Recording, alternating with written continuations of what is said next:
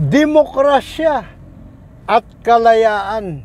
Ayan po ang ating kikilatisin ngayon po dito sa episode po na ito. Kaya tamang-tama lamang po na ang lokasyon natin ngayon ay nasa Kalayaan Avenue sa Quezon City. Malapit lang po tayo ngayon sa Quezon City Hall. Ano ho? Bakit demokrasya at kalayaan? Kasi kanina naulinigan ko, ilulunsad ni Pangulong Bongbong Marcos ito pong bagong Pilipinas. Katunog ng bagong lipunan ng kanyang ama, no ha? Medyo na modified lang ng konti, pero hindi tukoy eh. Walang tumbok ang usapan kung paano po ang gagawin niya para baguhin ang lipunan.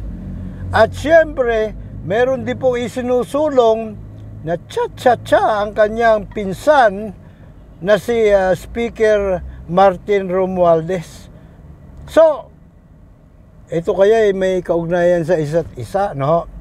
Ganun pa man, mo sila kung anong diskarte nila, yun di ba? Hala naman tayong magagawa doon, di naman natin sila pwedeng diktahan.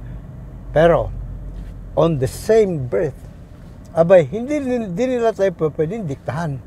At ang ilulunsad naman ng Team Juror, ay Juror Revolution. Pare ko ipatingin kung gaano maliit na naman pala eh. Yung sakto lang para na hindi masyadong mahal na effective naman. 250 yung maliit. Oo, sige. Okay, thank you. Nagpa-vulcanize lang tayo rito. Ito yung, pumako.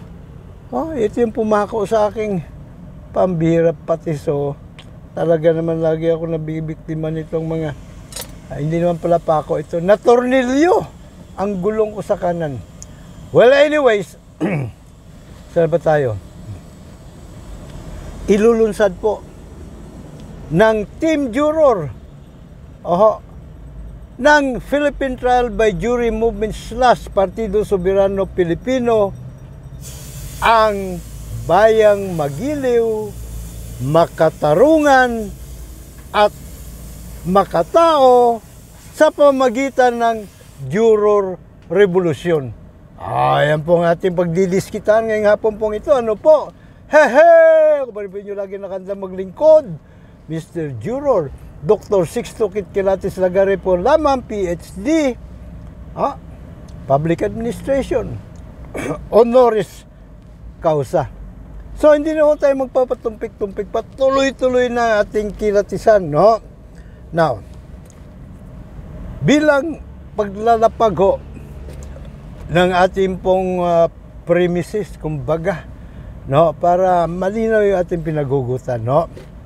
Tahasan ko sasabihin na ito pong ating isinusulong na Juror Revolution, ito po ay giyera gamit ang ballpen at balota.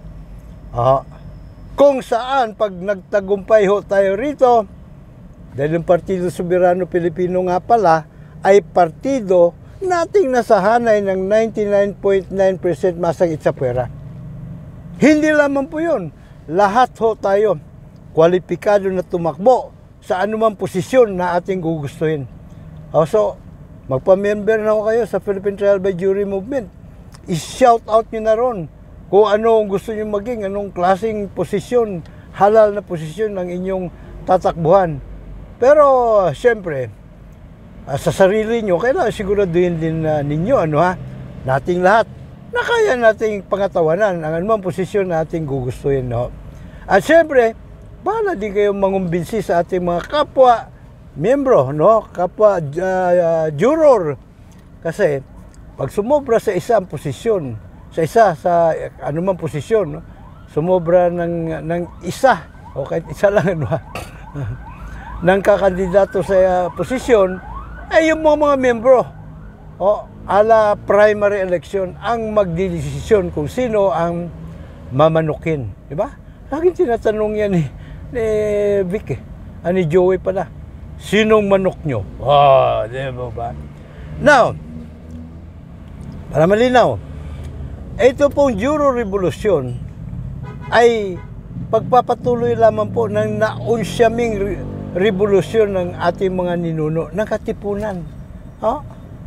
Ang pagkakaiba lang, yung pong katipunan, abay kinailangan nilang gumamit ng sibat at tabak para makamtan ang demokrasya at kalayaan. At so, naglunsad sila ng Juro Revolution at ang tawag nila sa kanilang ginawang pagkilos ay himagsikan. Ang malaking pagkakaiba, well, salamat na rin at nagawa nga nila yung kanilang misyon at tayo ngayon ay meron ng karapatan na bumoto, etc., etc., etc., kung hindi sasagkaan ng nakapwesto. And so, ang Juro Revolution po natin ngayon, ng Team Juror, ay halalan. Sa kanila himagsikan, sa ating halalan. Pero ang mitiin isa, makamtan ang demokrasya at kalayaan sa ating bayan. Now, bakit Juro Revolution? Kasi ito po ay pagpapairal ng jury justice system sa bansa. Kailangan pong maamendahan ang Bill of Rights para maidagdag sa ating mga karapatan ang karapatan sa trial by jury. Ang ating pong demokrasya hinugot sa Amerika. Ang Amerika, nung kanilang pinanday ang kanilang saligang batas, abay, ang pundasyon, ang esensya at puso, karapatan ng mga kano sa trial by jury. At hindi lamang po nakaukit sa original na teksto ng saligang batas ng karapatan sa trial by jury ng mga kano. Para lalong gumanda, pinagtibay pa ng hindi lang isa, 3 mga amenda sa saligang batas. 5th, 6th, and 7th amendment. Now, siguro may tanong nyo, ano bang klaseng hayop itong karapatan sa trial by jury? Kaya ko naman nabanggit yan sapagkat merong isang relihiyoso akong kaibigan sa Facebook na talagang sabi niya, hindi dapat ang gobyerno dito Panginoon. Sabi ko, ang gobyerno ng Panginoon nandun sa langit. At ang kanyang mga constituents ay yung mga patay na. Dahil siya ang huhusga to judge the living and the dead. The end of the word yun, living and the dead. Pero sa ngayon, yung mga dead lang muna. Hindi pa yung mga living. Well, anyway, yung mga inilibing lang, So sabi ko, sandali muna.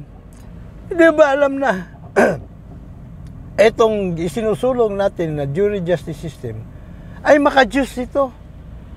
Kasi nga, sabi nga niya, tama naman siya na dapat ang batayan ng paggobyerno sa ating bansa ay yung Biblia, which is correct through and through, 101%. Correct. Kaya sabi ko naman sa kanya, hindi ba alam, na 80 to 90% ng palaman ng saligang batas ay hango sa banal na kasulatan. Sa madaling salita po, talagang ito ay maka-Diyos, makatao, makatarungan. Ito pong ating saligang batas. Nga lang, may missing link diba? Tinimbang, ngunit kulang-kulang. At ano po yung kakulangan na yun? Yun pong karapatan sa trial by jury na dapat ay naandun sa ating Bill of Rights. Yun naman po missing link. Kaya kung iuugnay po natin ito sa nagaganap ngayon na tsa-tsa, at totoo naman na dapat ay magkaroon po tayo ng tsa-tsa, pero hindi yung papalitan mismo yung buong saligang batas. Hindi amendahan lang yung provision sa Bill of Rights, At yan po ay ang section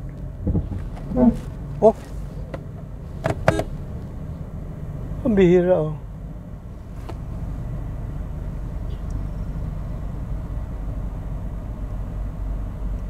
Kala ko natanggal na. My goodness.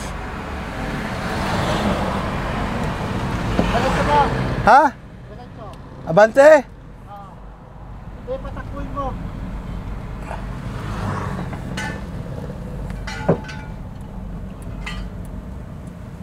Pambihira, oh. Muntik pang Well, anyway.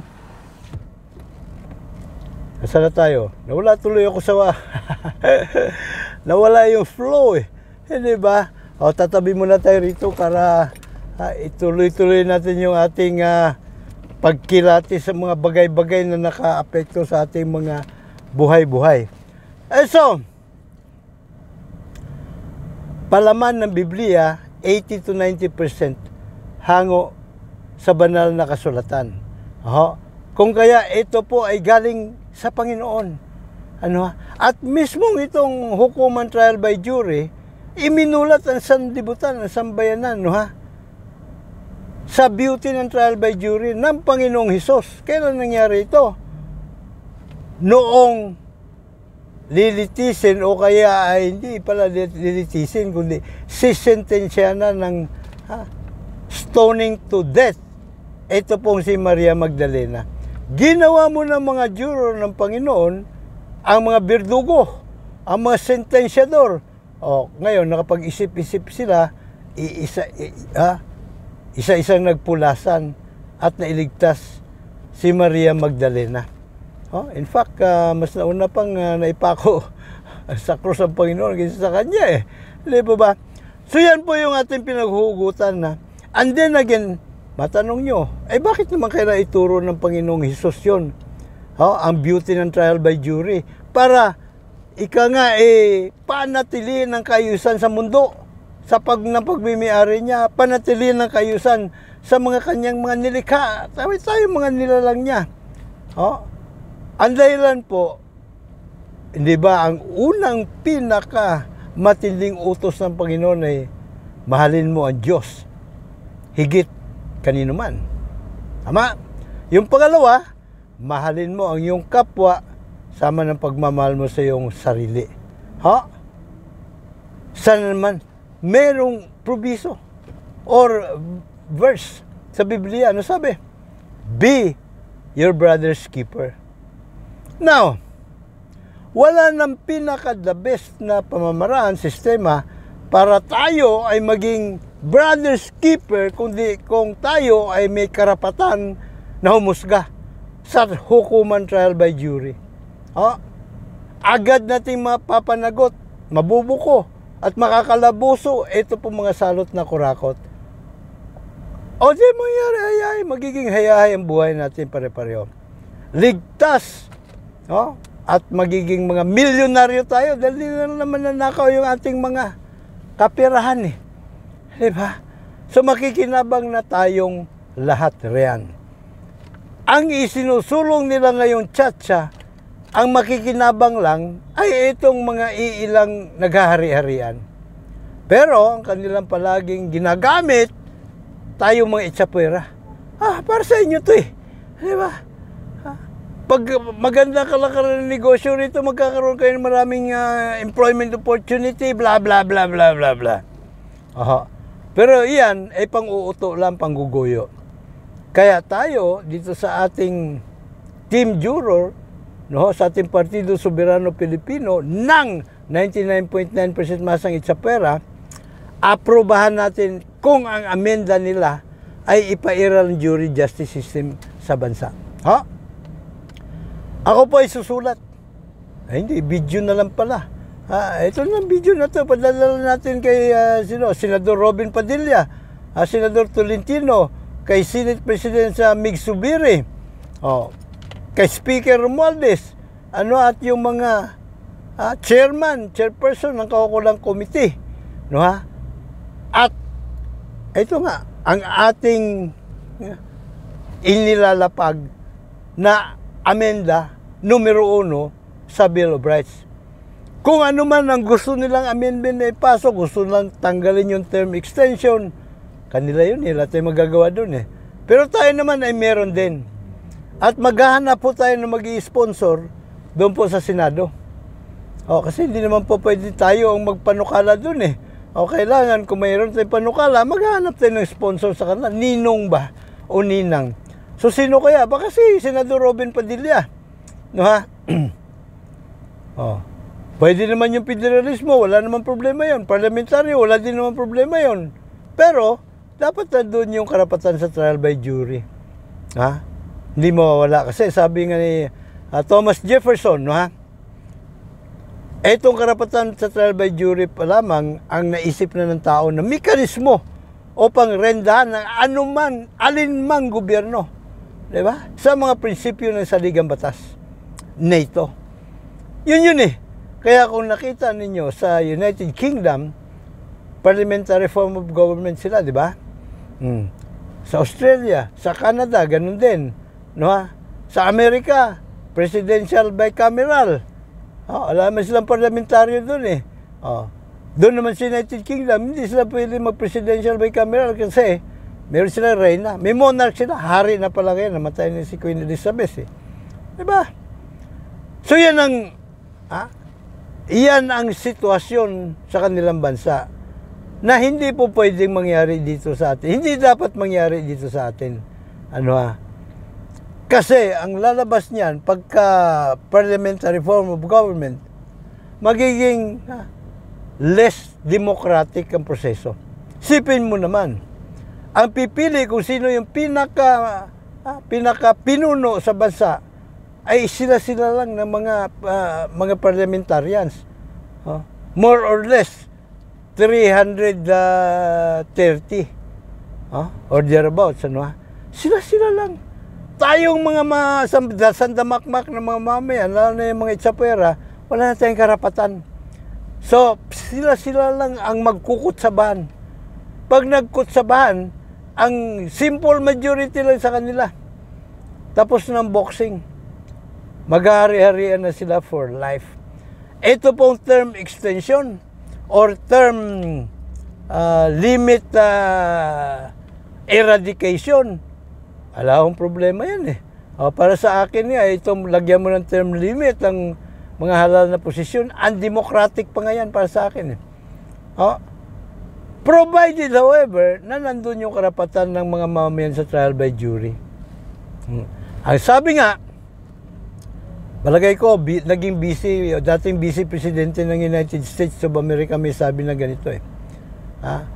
Walang dapat ipangamba kahit na anong poder ang ibigay mo sa sino mang iluluklok sa gobyerno hanggat nananatili ang karapatan sa trial by jury ng mga mamayan. Kasi yun ang bottom line eh. Ang bansa ay pinatatakbo sa pamamagitan ng sistema ng hustisya nito. Kung bulok ang sistema ng hustisya,